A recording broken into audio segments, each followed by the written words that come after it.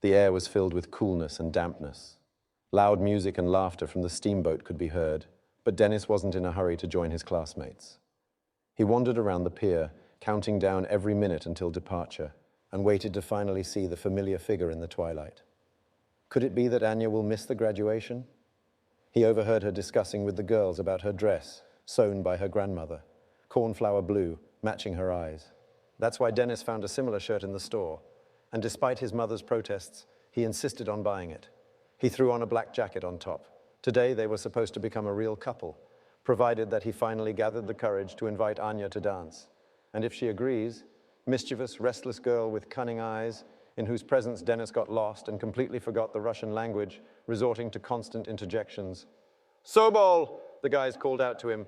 They waved their hands from the steamboat, inviting him to join their company, secretly passing each other a cigarette. Denis nodded and turned away, engrossed in his phone screen. He opened the school group chat, found Anya. She hadn't been online since yesterday. "Are you coming to the graduation?" Denis typed. He thought for a moment and immediately deleted it. "Are you running late?" Not the right message again. He desperately tried to gather the courage to call. He even cleared his throat to adjust his voice to a casual and light tone. "Sobolev! Denis!" a female voice called out from behind. Olesia Vasilyeva's mother, an activist from the parent committee and the organizer of the graduation, approached hurriedly. "We're leaving. You risk being left on the shore." Why should he go if Anya won't be there? What will he do on this stupid steamboat without her? Denis turned to the woman, ruffled his hair that just a couple of hours ago he carefully styled with his mom's gel, combing it to the side. And he mumbled, stumbling over each word. "And I'm not going. I changed my mind. I get seasick." He unbuttoned the top buttons of his cornflower blue shirt, struggling to lie.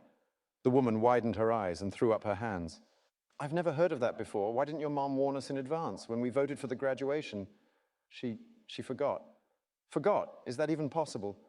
"Sorry," Denis apologized timidly, not quite sure for what. And he dashed away with wide, hurried steps. "Denis! Sobolev! We're sailing without you!" came the last warning from behind. But Denis didn't stop. He turned the corner and hid there, trying to catch his breath. Then he cautiously peeked out, made sure that Anya still hadn't arrived, waited for the steamboat to depart from the shore, and hurried to the public transport stop. Denis gripped his phone until his knuckles turned white.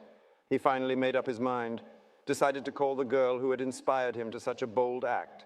He knew he would definitely get flack from his mother. The graduation had cost her a pretty penny, but that was the least of Denis's concerns. He would deal with his mom at any moment, but the opportunity to meet Anya might not present itself again.